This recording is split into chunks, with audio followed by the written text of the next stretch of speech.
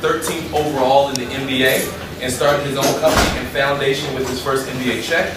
This foundation supplies resources for abused and battered women and children. Derek wrote an autobiography entitled Stamina, which some of you have already received. Mr. Anderson.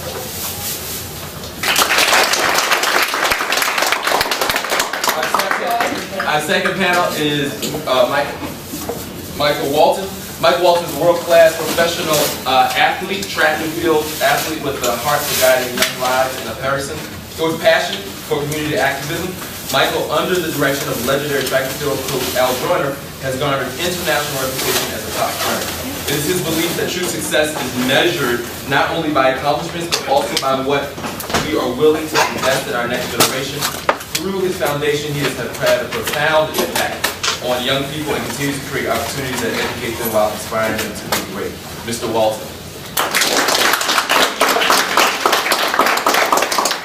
Tipper Thomas.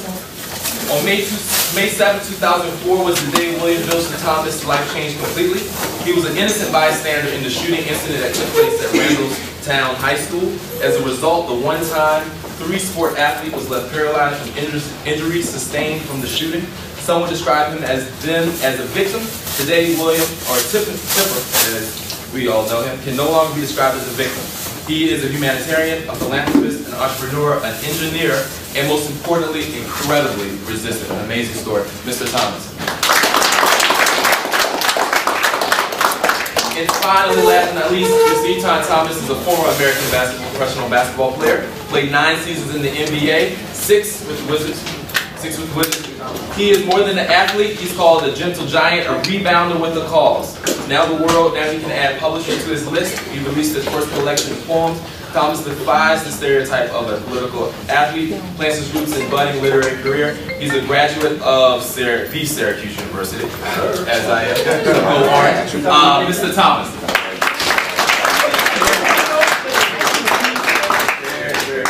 So thank you all for joining us with this conversation. So, Etan, we're going to start with you. You wrote a letter to Charles Barkley, open letter to Charles Barkley. We have a copy. I was wondering if you could sum that up, or if not, even read some parts that you feel are the most crucial. I don't think, has anyone read it here? No. Or if you could just sum it. I mean, because it is 3 pages long. It's kind of long. It's kind of long. You don't need to read the whole thing, but. Okay, all right. Well, basically, what happened was, Charles Barkley, who I do respect, everybody knows who Charles Barkley is. He made some comments about the reactions to in Ferguson. And, you know, I disagreed with his characterization of the protesters and his characterization of the outcome of the Michael Brown verdict and his characterization of the policing in the community as a whole. So what I wanted to do was just articulate why I disagree with it. Basically is what it is. So sometimes you'll have people who say certain things and you don't agree with what they say. All right? So there's a few ways you can handle it. You can curse, you know, F them. They don't know what they're talking about. Or you can just work on articulating exactly why you disagree with what they said. And break it down piece by piece. So that's pretty much what I want to do. And there's nothing wrong with disagreeing. There's nothing wrong with having a debate, a conversation, where you take the personal part out of it and you're just talking about the actual topic. So what I did here was I gave them his props in the beginning to let everybody know that it wasn't personal. You know, because that's the first thing that people usually do. If you disagree with somebody, they try to attack somebody personally. They like, if you heard the phrase, kill the messenger because you don't agree with the message. So that's usually what people do. So I want to take that part out of it and then just talk about the topics. So, I thought that, why I didn't condone any of the breaking the law afterwards, I thought that too much focus has been put on people's reaction to the not guilty verdict or not being indicted in Michael Brown's case or Eric Garner's case for the police officers than the reaction of it. So I understood the frustration. I understood the anger. You know what I mean? I mean, you have different situations where you're looking at whether Mike Brown or whether you're looking at Eric Garner. You know what I'm talking about with Eric Garner, right? Who got choked in New York. All right, so I'm looking at that. You have it on tape, and you see it. You see it happening. You hear him say, you know, I can't breathe.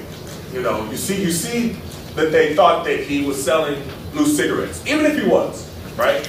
Did that warrant what happened after?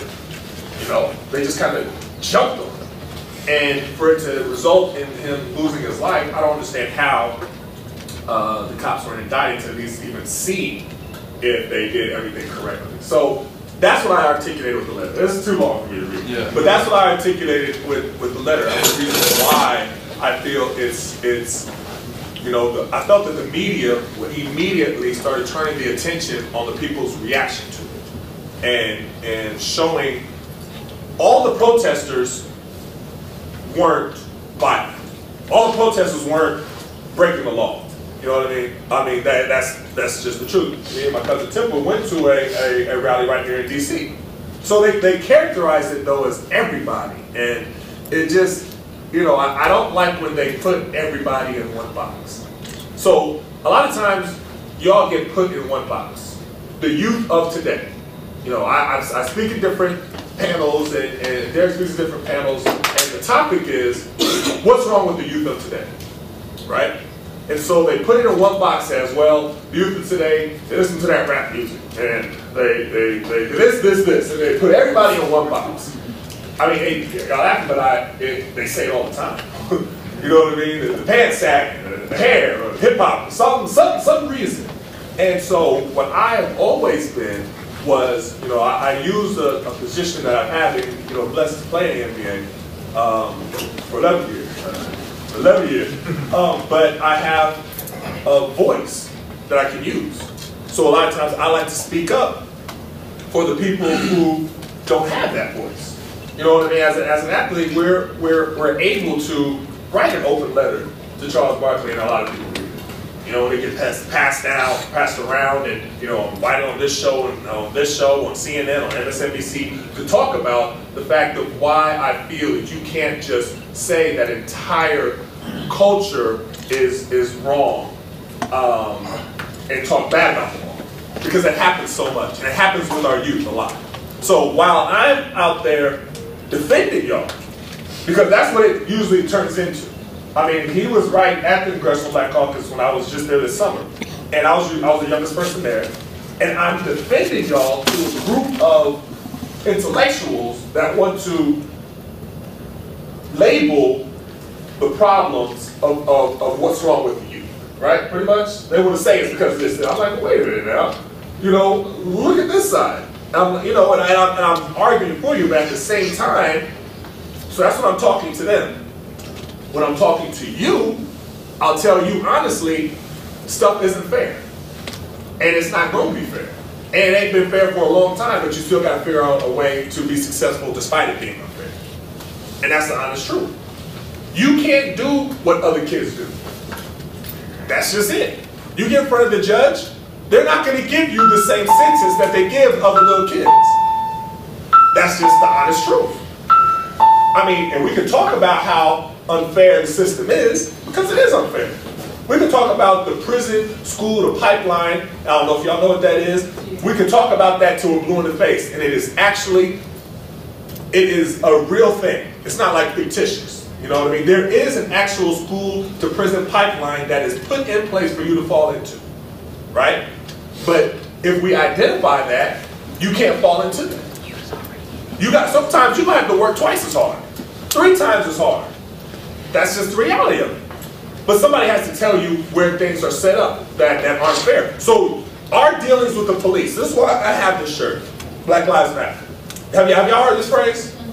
Y'all heard Black Lives Matter? Okay. Why has this phrase been important, so important for everybody to say right now? Somebody tell me. Why do you think that this phrase is important right now? Go ahead, somebody. You know, I don't gotta be shy, just tell me. Go ahead. There we go. It's police killing black lives. So it seems like in the justice system that black lives don't matter. That's what it seems, right? So somebody's telling you through the actions of the police, through the actions of maybe not indicting someone that we all see on camera who has choked a person to death, that tells you that that person's life doesn't matter, right? For you to at least see if the police did something wrong and, you know, at least go through a trial or something like that. That's what it tells you. So that's why you've heard so many people all of a sudden say that no, we're not gonna let you tell us that we don't matter. We're gonna yell it from our as loud as we can that our lives matter. Which is the same that our parents stuff like that had the 60s. They was talking about black power, and y'all probably don't know, but in the 60s that was their cry because it was told to them that black had no power. You understand what I'm saying? So right now, I'll probably go for it, y'all. You want me to talk about?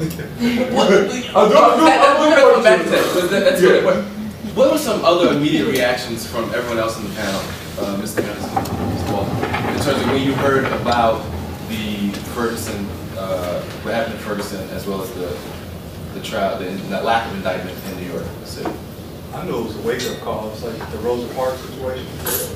It was a wake-up call because we've been killing each other in our neighborhoods and we haven't rallied for each other like we did. I've seen little kids. I don't see the community come around and support like a Martin Luther King Jr. did. So it was a wake-up call for us. It wasn't like people get killed all the time. We kill each other. It was a wake-up call for us to finally come together. So I looked at it as such like, wow, this finally got us to where we need to be. Because you could tase someone. You could have tased that guy, and he would have fell down. You could have tased Michael Brown, he would have fell down. You don't have to shoot him. This had to be a tragic incident to wake us up. So I looked at it as Rosa Parks situation where it finally hit us.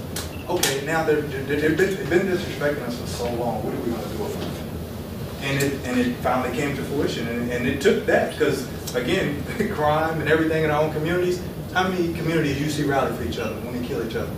You don't. You hear a few people say something, but no one as a collective comes in our community and do what they did for this. The same thing they did to Michael Brown or Trayvon Martin. No one did that when all them little kids were getting shot. You can see any shirts about black on black crime, and we all came together as a nation. You saw a few people, but there was never a nation that did it. And I think this is what had to happen. And I think that Etan is right. We all keep stereotyping each other, and it's never going to help. But now that we believe in each other, now we have some substance. Because you can't tell me that I'm going to fight for him if I'm fighting against him in the same breath. I'm a hypocrite. Now that I'm fighting for him instead of against him, now we got power. Now they don't see that I'm just another lost black kid or another black man who's walking around with this and this and that. They don't stereotype me because there's a lot of good men, there's a lot of good fathers, but they don't show that in social media. And because of this, we finally get to show that, and that's why I think it is something that needed to happen. It's another transition in our life from the Rosa Parks and Martin Luther King's, and now it's to this, and it's something that just needs. I mean, I can't say that I was surprised, to be honest, about the verdict. So I think it was definitely tragic, but it was also kind of a platform for a call to action. You know, like especially among you guys. I'm really about seeing young people stand up and be the ones who take the initiative. You know what I mean? Kind of set a precedent, like for your own generation, the way that Martin Luther King and those guys did when they were very young. I had the pleasure of hearing Dorothy Hyde. I don't know if you guys ever heard of her. She was a civil rights activist. I had the pleasure of hearing her speak before she passed several years ago. And she talked about when the whole civil rights movement kind of kicked off, her, Martin Luther King, and all of them being in a room together, like your age, you know, 16, 17, like teenagers, having a conversation, like this is what we're going to do, this is how we're going to go about doing it, and start a movement that way. So it was tragic, but I also think it provides an opportunity for you guys to step up and say, look, we're here, and this is our voice, and this is what we want to see happen. Well, first I want to address something that Doug said. I understand what you said about black on black violence in the nation, but I do have to throw this caveat out there. Black on black violence, brown on brown, white on white violence does not give license to blue on black, white on black, brown on black. Just because black on black violence happens does not make it okay for any violence to happen at all. Like, first off, violence is wrong, period. I understand what you said, why it happens, and why the noises are made when black on black violence happens, and where the community is. When my situation happened, the perpetrators behind my situation, they were black.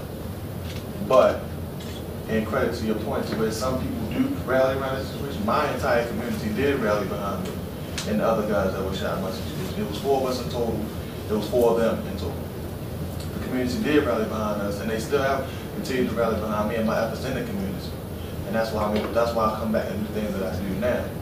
But the same mentality that you spoke of on black on black violence is what we're fighting against in the media and against society as a whole, because we're stereotyped and we're thought of as interchangeable. Like, you have all these successful people, NBA players, Olympic sprinters, in their eyes, they're no different than somebody else who's on the corner, because they look at us as the same. And that's what Mike means by it's upon you to take up the mantle to change what society thinks about you, to change the perception, to carry yourself a certain way, and to try to put yourself in a position to make policy changes to where in the future, if God forbid these situations were to happen, we have people in place, policymakers in place to immediately take action and try to change everything that we're going through right now. You know, all of you mentioned the idea of youth being at the forefront of change, and historically, when we look at history, this has happened in Soweto with the children of South Africa, the Birmingham movement and civil rights, the Egyptian uprising. Children have always been at the forefront of change. Oprah Winfrey last week stated she loved the marching, the symbolic protest, but that she was looking for, quote, some kind of leadership to come out of this to say, this is what we want, this is what we want, this is what has to change, these are the steps that we need to take to make these changes, and this is what we're willing to do to get it. She was calling for civil action beyond the symbolic protest. Can we call this a movement, what's kind of happening, and especially when you look at the parallels between what's happening now, Black Lives Matter, the Rosa Parks, and what happened in the past? Is this a movement? Is there a leader? Does it need a leader? I think it is a movement, but I think the biggest difference between now and in the 50s and 60s during the civil rights movement, there is no one set leader, and I think that's a good thing. Because before, and even till this day, history reflects it. It's just Martin Luther King. There were plenty of other people who were with him. Like you have the Ralph Abernathy's, the Hosea Williams, the Jesse Jacksons, the Thurgood Marshall, all of them. But society, history only looks at it as Martin Luther King. Whereas now, of course, you have the big names like Reverend Jackson. But there are several people, several organizations who are taking upon this charge and challenge to bring about change, to keep the movement going. Several people organizing sit-ins and die-ins and all this other thing. Nobody who can put a name to who organized it, and that's a good thing. So I don't think in order for a movement to happen, you need to have a set figurehead of change. I think it can be whoever decides that they don't like what's going on. And I think that's what's most important. I think a lot of times also we have to remember that Dr. King, when he was in his heyday, in his prime, everybody didn't love Dr. King. Like right now that he's gone and he's a figure, and they put him into like history. Now everybody wants to name the streets after him, and now they love him so much. But back then they didn't love him like that. Even the people in the community didn't love him like that. He was kicked out of the church association, the Baptist Church Association, right? Because they said that he was causing too much trouble. You know what I mean? So don't buy into the fact that it was like one person, and then everything happened and everything fell into place. That's the way history is told, but when you look at the reality of it, that's not what happened. Even with Malcolm X. Malcolm X was not beloved at all at his time. At all. You know what I mean? So you gotta understand that, when you read something in history, you gotta look a little deeper into it. You gotta look deeper into what you're actually being taught. Like, so for instance, like we're talking about the marches, we're talking about the rallies, and you show on TV, you look on TV, it'll have you thinking that every single rally was doing nothing but rioting and looting and doing everything like that. But you got to look deeper, because that's a small percentage. That might be the percentage that they always showed on TV, but it was a small percentage. And the thing that, and I do want to say to what I do agree with what you said about black on black crime, but it depends on who I'm talking to. So when I'm at listening to Fox News, or I'm debating with some Republicans, which I have to listen to Fox News. You know what I mean? I don't agree with a lot of things that they say, but I have to listen to them because I have to know what they think. So when I'm debating against Republicans, or at a different place like Congressional Black Caucus, and they're saying, what about black on black crime? right? And they're using that as a justification as to why we should be not as upset about Mike Brown as we are. And so then I say to them, so are you saying that Mike Brown deserved to die? And you have to really understand and try to see if that's exactly what they're saying, and that's what goes towards the Black Lives Matter. Because if you're saying that Eric Gardner or Mike Brown deserve to die, then you don't think that their life mattered enough, right? So that transcends into the image that they keep putting on every time they have somebody like a Mike Brown or a Trayvon Martin or something like this. You have to understand the tricks of the media. So the media, as soon as Trayvon Martin died, what is the first thing they said? Well, it was the hoodie. So the hoodie is the reason? Well, all of the kids in inner city schools, inner cities wear hoodies. All the kids, my kids love hoodies. That's what they wear. So that's the reason. It had nothing to do with anything else. It was just the hoodie. Do you know what I mean? But y'all have to know that even though that's what you're being told, it's not the truth. Do y'all understand that? Because y'all going to be told a whole lot of stuff. Y'all going to be told that your life doesn't matter. Girls, you're going to be told that you don't matter unless you are some kind of sexual being. I'm gonna be real with y'all, right? I'm gonna be real. Y'all are gonna turn on BET. Nothing against BET. Y'all gonna turn on MTV.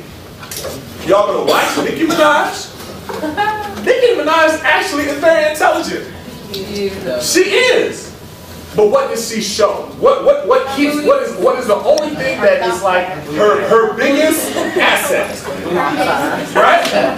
Right? That's it. But so if you're watching that and you're watching her climb, and you think that's the only way that you can climb, and that you have to emulate that, and that's all that you have. That's it. You know what I mean? So you have to know that that's not the truth, even though that's what you're being shown. So a lot of things that you're shown on TV, that you read, that you're seeing on the news, you got to be able to look deeper into it and be like, wait a minute, no, that's not me. That's not true. Even going back to, and I use this example a lot. But I say, if you go back to Christopher Columbus discovering America, but people are already here, right? So can you discover something when people are already here? No. Can I go to your house and discover your house? No. Right? That's what happened. That's what happened, right? So you got to look at that and see it and think, though. Like chew your food before you swallow it. You know what I mean? You got to think and process something and think about it. Be like, wait a minute. Do I agree with this? And it's okay to not agree, right? Just like I disagree with Charles Barkley, even though I respect him. Charles Barkley is a legend. He's an NBA legend, right? There's nothing wrong with respectfully disagreeing with somebody. But you got to be able to articulate exactly why. And you got to think. And that's one thing that I love that young people are doing now more, right? Is they're thinking. That's why you see a lot of the groups, the die-ins, the different things that are going on, and different protests all over, they're organized by young people. I think that's great. Now, some of the older generations might not like that, right? But that's okay. Because in the 60s, in the civil rights era, there's a group called SNCC, which y'all learn about, if y'all haven't learned about them already, right? They were the young people of that age. The older group didn't like them either. They were the ones that were going in, that were having the sit-ins when you see the different images that are in black and white. They're sitting at a lunch counter, and the people are pouring the stuff on them and stuff like that. Right. That was them organizing that. There's all the young ones there, so that's y'all. So when he said that y'all can organize different things, really, y'all got the power.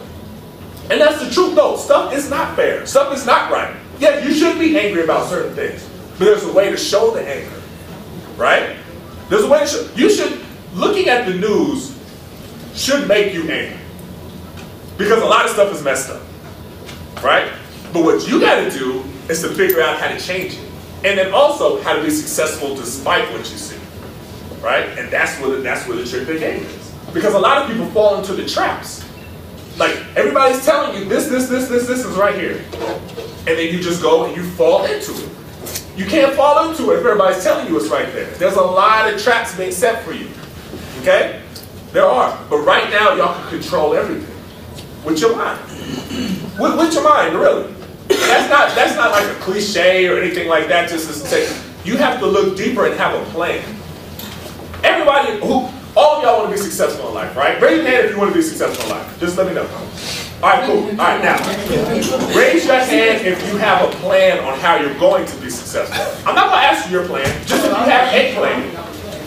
All right, cool. All right, those that don't have a plan, you have to get a plan. And you have to understand that there's going to be a lot of things that can knock you off of your plan. And the police can be one of them. Right? I also want to mention, if you guys have any questions, just raise your hand. To also, but let me backtrack into the idea of, and I have a question. How much of this is a race issue compared to a legal issue? And what I mean by that is, if you look at Zimmerman in Trayvon Martin, he got off because of the law stand your ground. The police, Darren Wilson feared for his life. He was in legal rights to use lethal force. Officer in New York City, although it is against NYPD code of conduct to use the chokehold, it's not illegal. There's no law saying a police officer can't do it. It's just against NYPD code of conduct. So how much of this is a race issue, which it is, but how much of this is also really a legal issue that has to be taken beyond just protesting and has to be some sort of civil action? Well, I think the thing is got to be race, because if you showed me the same situation where a white man got off for killing another white man in police force, then I could maybe talk about the law. But in our situation and the media and our culture, it's never that way. It's usually brown, Mexicans, blacks, whatever the race may be, they always suffer. Because if I was on the phone and I'm following Mike, and I'm telling him, yeah, this guy's in my neighborhood and I'm white and another white guy, and it's like, well, why are you messing with this guy? Leave him alone.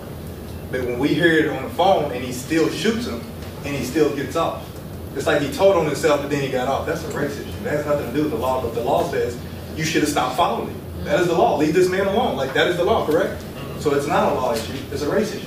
Now, if there's something in the law that protects people like that, like you saying, stand my ground, he was walking away from it. That's against the law, correct? If you saying stand your ground, and he walks away, therefore you've broken that law. Yeah, well, in terms of Zimmer, I think because they got into the but still, he's sitting got off. And you're right, he shouldn't have. No. You can't shoot me 12 times if I'm correct. If you're a police officer, you need to shoot me once or twice, wound me, or stop me. You don't shoot me 12 times in a place because he shot me. Again, that's race. Have you seen a white guy get shot 12 times by a police officer? That's what I'm comparing it to. If you show me another scenario of a white officer, or even a black guy killing a white guy, show me that, and then we can talk about justice, and we can talk about the law. But if you're talking about what we see daily, and what happens to us, it's a race issue. Well, I mean, there have been Caucasians who've been killed by police on similar, actually the same day as, blanking on his name. In Missouri, a kid was shot in Utah. What was he doing when he got shot? They thought he was not holding a weapon. He was lifting his shirt up to show he didn't have one, and the police officer shot him. How many times did he shoot? He shot him once because he shot him right in the That's my point. It's not a race issue. Well, he shot. He didn't need to shoot him once. But he didn't shot 12 times. I understand what you're saying, but I'm saying in terms of them getting off, though, they're not being convicted because they're within some legal realm. So how they're excessive. That's what I'm getting to. If they weren't excessive, I would agree. If he shot him once and he died, I would get that because he attacked me. I would get that. My thing is the excessive part, the choking. If he just told him to leave the area, shocking, lock him, handcuff him, and get him out of here. But when you start to do all this other stuff towards us that you don't do to another race, now I can't make it a legal issue. I have to see it as a race. But the chokehold is not legal, though. And that's the thing that we have to make sure that we understand and repeat. And, you know, what Mayor de Blasio in New York repeated from the beginning, a chokehold is not legal.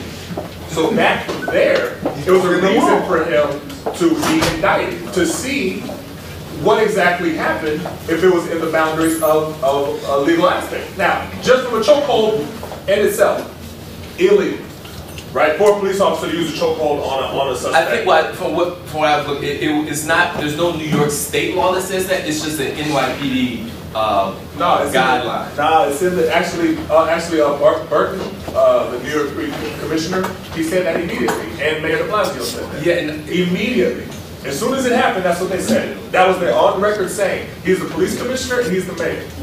Yeah, but and that's what I'm saying. It was never went to a legislative body because they didn't indict him for it to even look at it. So that's if your question is from a legal standpoint, it didn't even get to the part where they could even see or have it be a judge or a trial or anything because they didn't indict him. And so I guess what I'm also moving towards is the idea of civil action and how we can what does it take to change laws and make the impact Same there thing with on you that said. level? We come Pretty together. much what I said, pretty much us coming together, putting ourselves in a position to make these policy changes. Like, I'm an engineer. Currently, I'm in school right now, getting my master's degree, getting my technical master's degree, right, from Johns Hopkins University.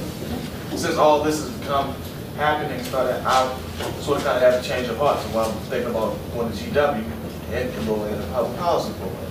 But I have another friend who's already enrolled because of the same situation that everything that's happened. Like, it takes us, people with conscious thinkers, people who have the issue, people who are out here who demonstrating that this is wrong, to put ourselves in place to make this kind of change happen. And back to your question, is it a race issue or is it a legal issue? I think it's an issue of both. Because if you really think about the history of law in this country, racism is entwined in law. This is the same country who in the Constitution, the black people were what, 3/4, 3/5, or 3/8 of a man? That's race and legal at the same time. It's right there. And we had to go through policy changes to get that taken out of the Constitution. I actually had to go through like litigation and courts and all hearing to get that taken out. So like I said, it's an issue of both at the same time, but it's us to us. And that's nothing, because we don't know enough law as a people. As our demographic, we don't know enough law. We don't know our rights. So it's up for you to educate yourself, empower yourself, to put yourself in a position to make all this change happen. And the thing to add on what he said earlier was, it is better there's no one leader because they can't kill that. Right. They can't kill a movement. And that's what I told you earlier. It is a movement, and it's glad that it happened. You can't kill a movement. You can kill a person like Martin Luther King, and he can die down to Al Sharpton. You can go after one individual in charge. But again, when I said about us not coming together as a community, it's because it's not a movement. I get your situation, but every situation should be like that in every community if we stay as a movement. Like you said, it doesn't need to be a hit. But if we had, like we do parties, like when they say, hey, come to the Kentucky Derby, you know every year people come. Why don't we have meetings like that set up where every year, like the caucus, we need to have movements like that, and that begins, like we said, with you guys funneling it, starting it, and then we all fill in with it. But they do have a lot of different movements like that, a lot of different things where people do come together. National like this, where it like moves the caucus happens, the NAACP convention, the NAN, they have a lot of different things. The Dream Defenders, which is new coming on, and that's y'all age group. And I love the Dream. Have you heard of the Dream Defenders? The Dream Defenders are a group of people y'all age that came together to push policy. So after everything happened down in Missouri, they pushed to overturn in Florida. They pushed the state legislature to be able to overturn the different things and stand your ground. And they were successful with it. You know, so now with what happened with the Eric Garner, now they're going to change everything where the policemen have to use body cams. Now first, a policeman did have a body cam on just a little while ago, but it wasn't turned on. The body cam wasn't turned on. I mean, a little convenient. You know what I mean? That they didn't have it on. But now they're going to push more to have it where that it has to stay on. And if you tamper with it, that's an automatic red flag. So these are different things that people have to push to change policy. So those are things that happen all the times with people who like the Progressive Black Caucus, even though we don't always agree with the things that they push for. You know what I mean? But when you have something like this come together, after I think everything has its place. You have the rallies that have its place, and they're a very important part because it shows that the people are not happy with the status quo. Then you have the other people who are pushing for policy, to saying that this needs to change because you see these people who are rallying that are letting their voice be heard that they're not happy with what's going on. And then you see policy start to change. But remember, every law isn't a just law. So segregation was very legal. Very legal. It also was very racial. And it took a lot of pushing to change that. So everything that happens, all the things that your voice can be heard. You know what I mean? And we can push for new legislation, but it's never like at a plateau. It never stops because there's always something else to push for because we haven't arrived at a place where everything is equal. You know, with the murder of the, do we have questions? Yeah, Ms. Smith. If I'm a student listening to you all right now, like all of these students are, and I'm feeling frustrated and I'm feeling like I'm kind of powerless in this whole thing, and I want to feel like I'm a part of this movement. What could I do? What are some things that I could do in my school, in my immediate community, to feel like I'm helping with this situation in some way, or informing people about things that are happening, creating some sort of student group? What could I do so I could feel connected to the movement? educate yourself on the movement. And once you educate yourself on something, you can basically do whatever you want to do. Like I told these guys earlier, once you learn, educate yourself, you can become anything. And that's what they have to do. You can go on social media, you can follow us. You can just turn on the news, and again, as Etan said, decipher the ignorance from the truth. And once you do that, you'll be able to facilitate what you need to do, but you have to educate. You can't sit there and look at a tweet and say, oh, I'm going to do that, I'm going to retweet it, not knowing what they're talking about. You actually have to say, how do I learn from this? Look what we're doing, look at the school system to find out. And it's so simple, because they can go on their phones now and do that. They don't have to go to the library to figure this out.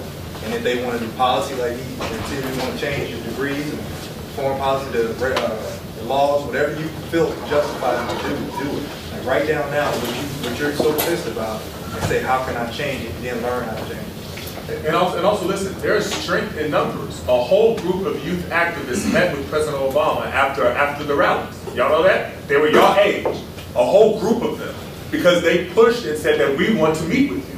You know what I mean? They got with different organizations, different youth organizations that you all look up. You know, I just mentioned the Dream Defenders as one, but there's a whole lot of different organizations that are doing a lot of that work right here. You know, you team with them, you talk to them, you organize the people in your school that all feel that same way, and y'all go collectively. You know what I mean? 2 or different organizations say, we want to do this. If that organization doesn't work with you, you go to a different one. Don't take just one door closed and say, okay, that didn't work. Because there's going to be a lot of doors closed. You know what I mean? But y'all can get y'all voices heard. But remember, it's strength in numbers. Y'all got to collectively get together. So y'all form. We're not here every day. Y'all here every day. Y'all talking amongst yourselves, different things that you don't like, different policies that you want to see changed, right? So you get together and you make your voice heard. And that's something that y'all have the power to handle, because that's what a lot of young people do. Any questions from students? We hit y'all with a lot. It's a lot, but yeah, but we're still definitely trying to have the conversation as best as we can. So you all can just pop in at any time. With the, I want to write up, 2 NYPD cops were recently murdered, shot. How do you affirm that Black Lives Matter without creating a community that is hostile to police, so they're not overreacting? You know, but still making noise and being and protesting and everything, but not where it's, you know. It depends on who I'm talking to. Everything, I keep saying that, but it really does depend on who I'm talking to. So when I'm talking to the group that, you know, you saw that all the NYPD turn their back on de Blasio, on Mayor de Blasio. Did you see that? Yeah. I don't know if you saw that. So the NYPD didn't agree with something that de Blasio said. De Blasio, who is the mayor, he's white. He has a black wife, and they have a black son, right? Or is that a son? Whatever it is. Okay, whatever. So he made a statement after Eric Garner's murder, okay, that he feared for his son's life, and he has to have the talk with his son. And he has to tell his son the right way to handle the police, so because it's beneficial to his life, right? Now, that conversation is a conversation that all of our parents have had with us at some point, right? That's just a conversation that you have.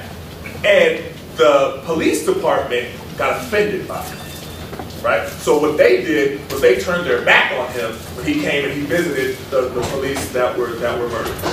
That's what they did collectively. Now, that point right there, that tells me where their mindset is, regardless of what our actions are, right? That tells me their mindset. So if you have the mayor of the city, right, who you're supposed to have respect for, just because you're supposed to respect the position, right? Even if you disagree with a lot of things he says, but you're going to tell different people to respect you and your position.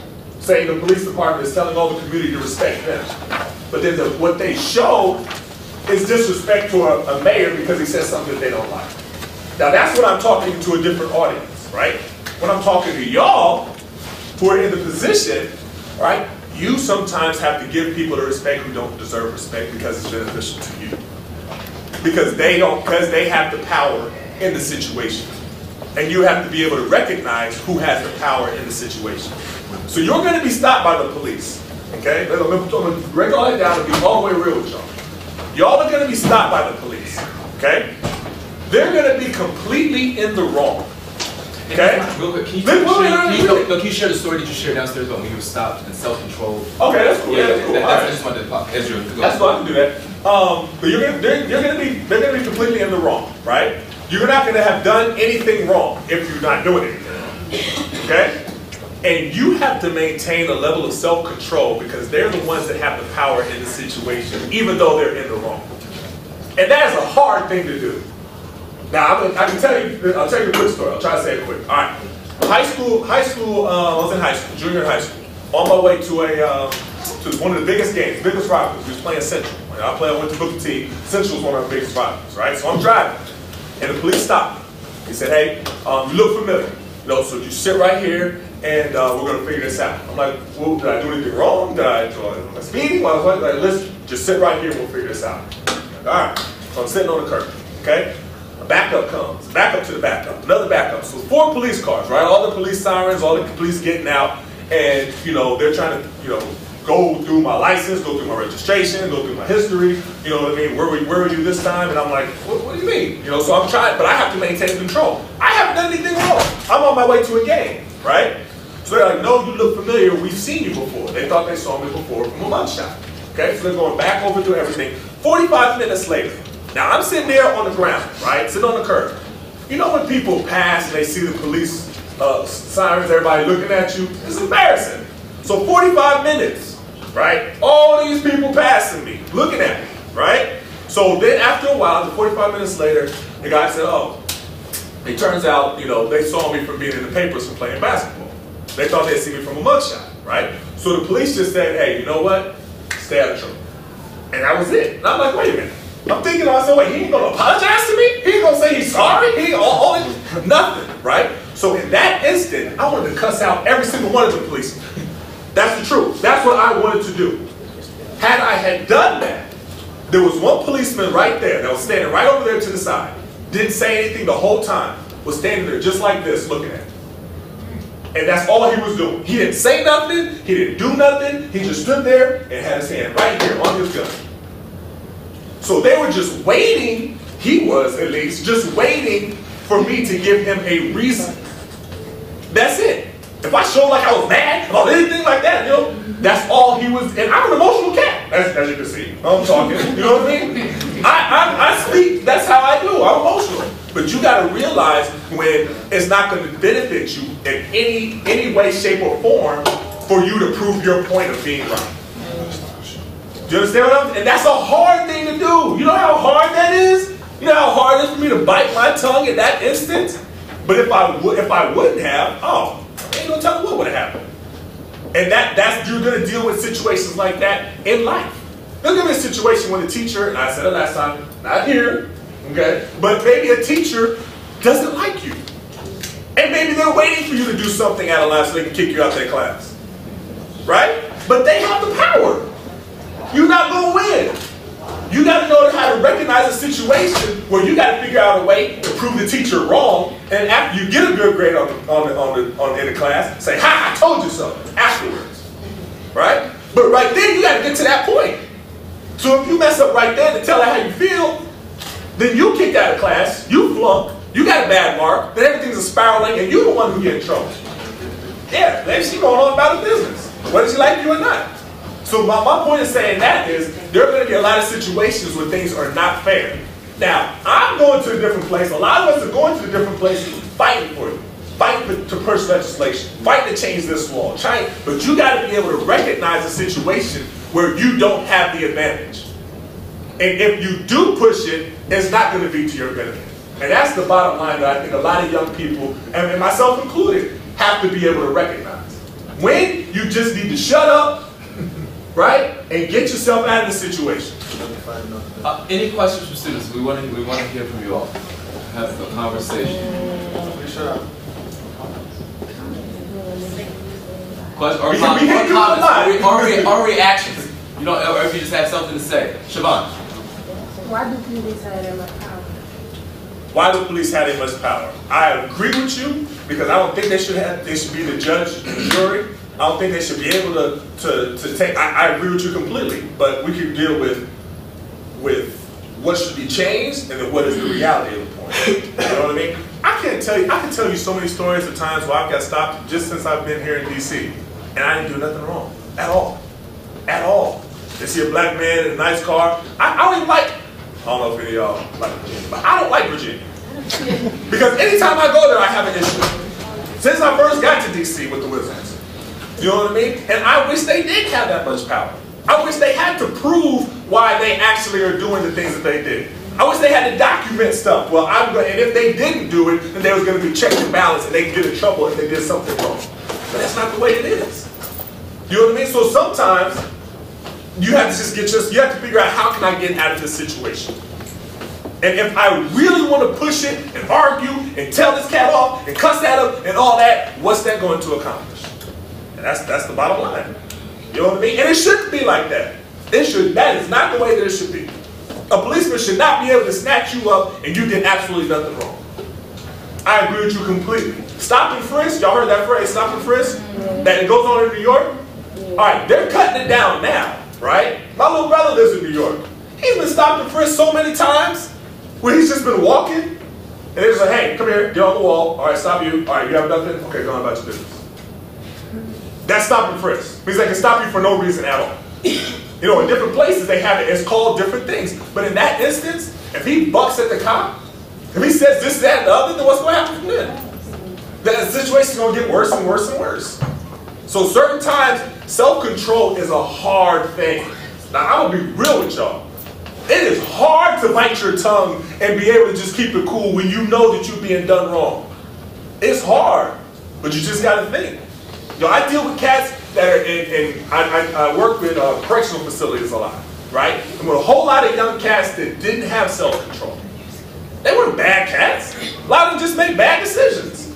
You know what I mean? Bad choices, bad reactions. We're reactionary people. That's how we are. Young people got reaction, right? Somebody come up and smack you, right? What you gonna do? Smack That's right. That's your immediate reaction. That's your thought, right? Right? Somebody say something bad about you, talk bad about you, what you gonna do? Right? You're gonna have a reaction. What I'm saying to y'all is there are going to be situations where your immediate reaction isn't the best one. And you gotta think because you don't want to ruin your life. And that's the bottom line of it. And you're gonna hit these different situations for the rest of your life. Okay? But you gotta be smart about it and not let it ruin you. Okay? Any other comments, questions? I mean, I would say also you have to just keep in mind that it's bigger than just you. You know what I mean? Like that's how I kind of see it in those moments. Because we've all, you know, I've definitely been pulled over or whatever, stopped, you know, my share of time for no apparent reason. And you know, when I was, you know, probably when I was closer to your age, I would react. My reaction was a little different than it is now. Over time, you know, I was kind of calm down and realize, like, look, for one, me reacting a certain way doesn't mean absolutely no good. It's keeping you know when you're in wrong. And yeah.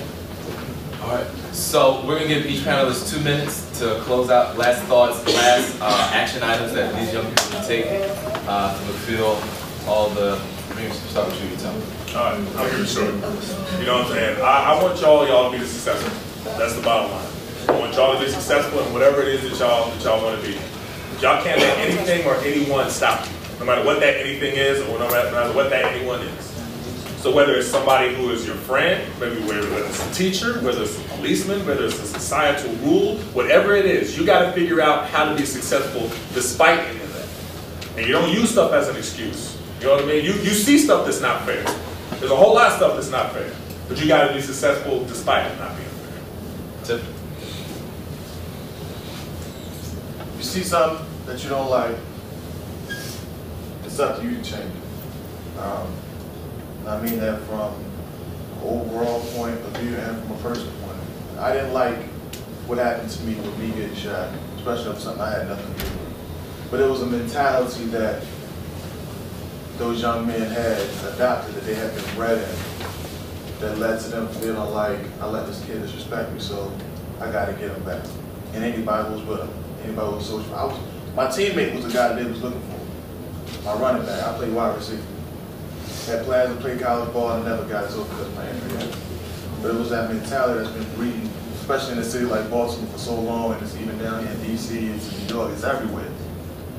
But I decided I don't like that mentality, so I decided to carry myself a certain way, to educate myself, to give back to the next generation in hopes that they won't make the same mistakes that Matthew, Tyrone, Antonio, and Ronaldo made.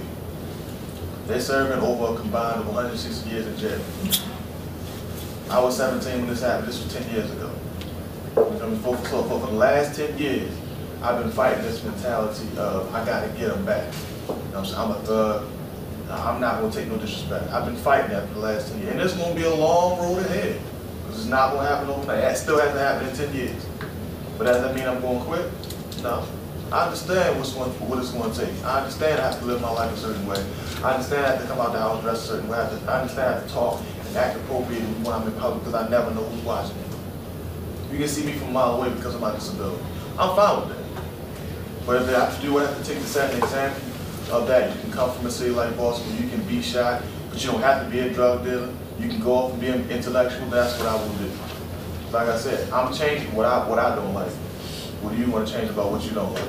And don't let nothing get in the way of that. I can go on plenty of examples of obstacles I had to face that I didn't let go. It's up to you. Not set your mind to something. Figure out multiple ways to get it done because plan A is not always going to happen. No plan survives first contact with the enemy. I think it was Napoleon who said that. Figure out multiple ways to get it done. Plan A, B, C, D, and make it happen. 5 minutes. Last 2 minutes. What you think about is what you become. What you think about is what you become. You want to be successful? Be successful. You want to be a joke? Be a joke. You want to be tough? Be tough. Be killed. You want to be sad? You'll be sad. You'll die old, unhappy. What you think about is what you become. You know my story of being abandoned at 11 years old, single father, 14, staying in empty apartments, no heat, no electricity. I still made it because I thought that I would make it. What you think about is what you will become, positive or negative.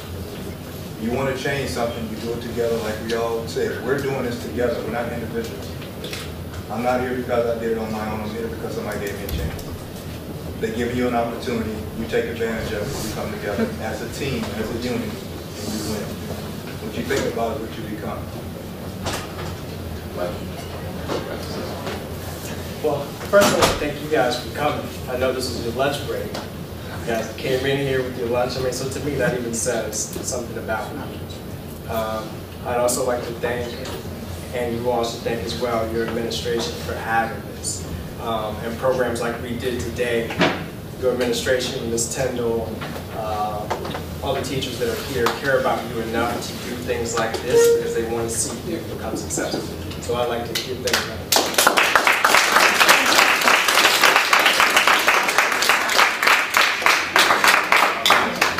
And of course, these gentlemen, Etan, Tipper, Derek,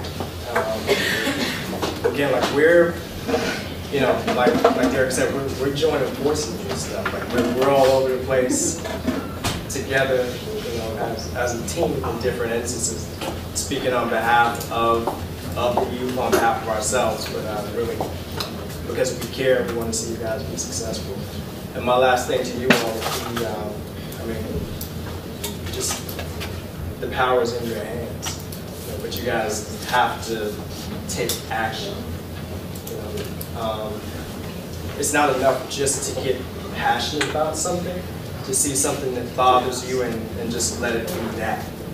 You gotta educate yourself and inform yourself and get a plan of action behind what you're gonna do to change that.